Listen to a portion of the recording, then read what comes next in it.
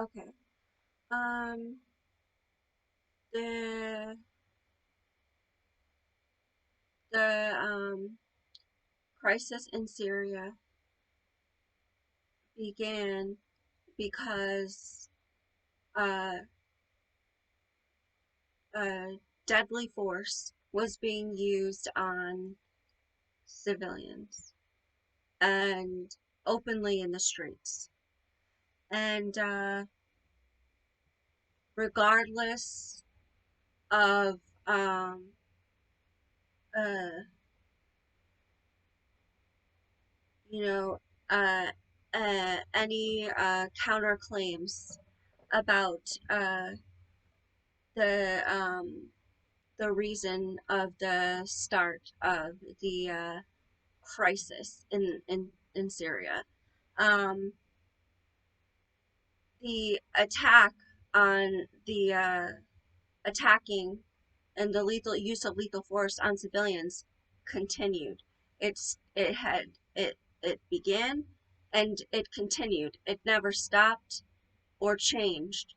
And to this day, they continue to use lethal force against opposition and dissent.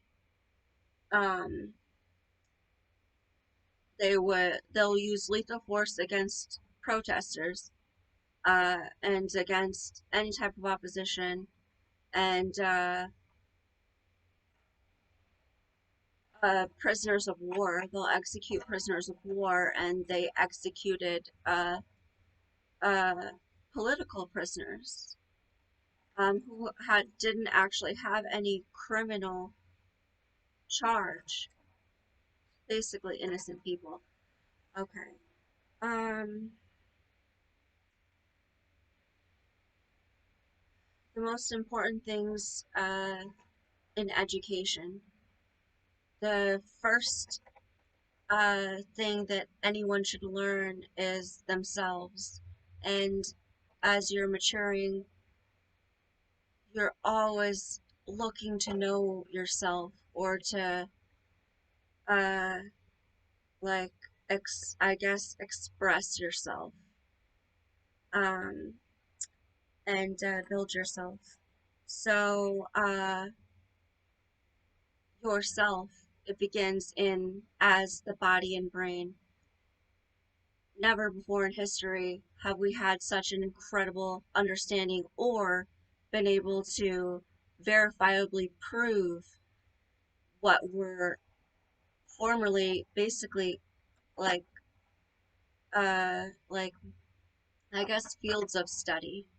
They are fields of study, but they are now able to be like uh scientifically proven in how do you say um great detail. Yes.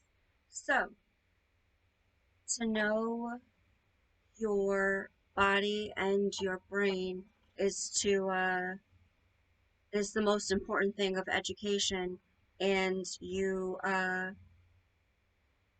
build your identity uh, based on uh, your experience and connect it all to that understanding that you hold of yourself inside you.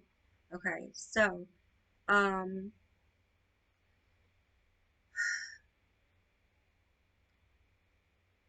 your brain.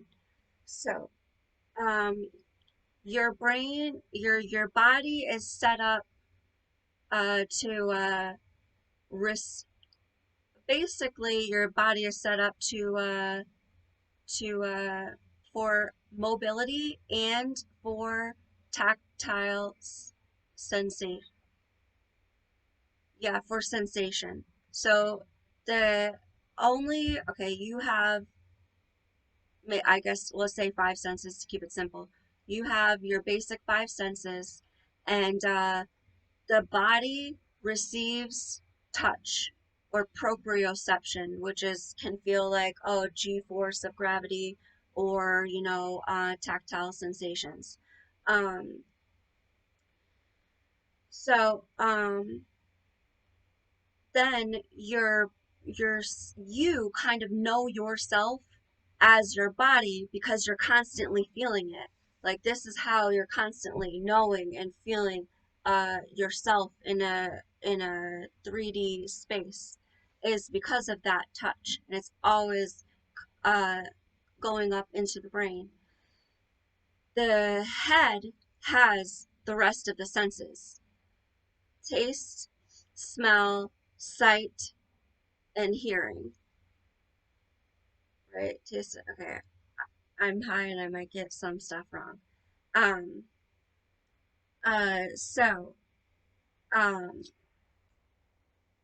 The brain is set up in this way. The. All right. Let's make it simple. Um. The brain stem is made to send signals from this, basically it's like a command center. The brain is like a command center. The brainstem is meant to just shoot all those signals down. And it also has all of the nerves and arteries branching off of it, um, all the way from the brainstem down the spinal column. So that's nerves and arteries. Um, the brainstem. Okay. So then you have the back part of the brain. It's called the hippocampus. It's supposedly the uh, most, how do you say, um,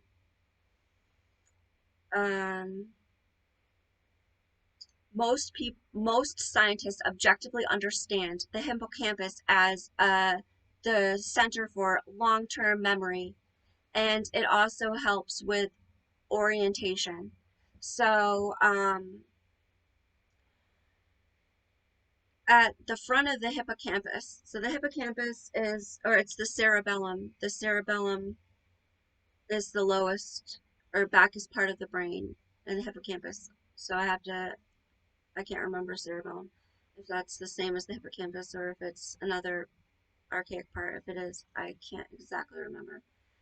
Anyways, so uh, right around the top part of that hippocampus, which is meant for supposedly long-term memory, is to understand if the body is going in a right direction or a left direction. And that is very important because the body is always on a horizontal plane, uh, oriented, you know, with the on these specific axes, which helps the brain detect its its its surroundings, its body, its sense, and um, or direction. It helps the body orient and know its direction. Um, so, um, the hippocampus is designed for this peculiar uh, function that it's going to know if the body is moving in a right direction or a left direction, and that is very essential to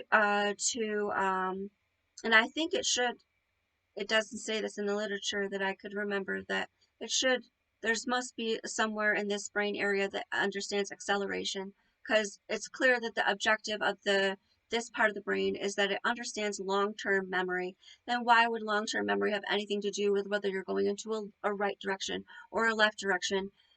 Because the body understands memory based on chronology, and it tries to capture what is important now and try to clear from the memory to make space for processing of information, by just discarding things that are not connected to that core, and our memories are embedded somewhere, imprinted somewhere deep in our minds, and uh, when our senses are stimulated in ways that our brains were at those times, let's say babyhood, toddlerhood, childhood, it will recall memories. That's why I could sit here and ask you to take tell me something from when you were 2 years old, and you're like, I don't remember. But then when somebody's telling you a story, you're like, I remember when I was 2 years old.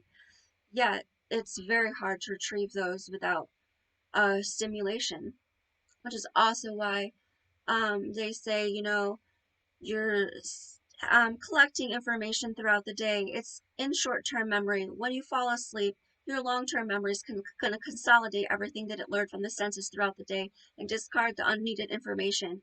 And the reason why you see all of these like objects and weird enmeshed symbology in dreams is because it's a patterning. It's like a how do you say, compression of data. So it's like basically it's like helping you understand something greater than yourself, or something that your senses. It's basically like you say, if your nose could tell you everything it knew, if your ears could tell you everything new, and they all sat around a table at night,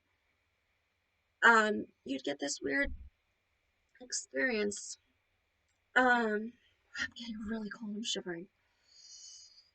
Okay, one moment.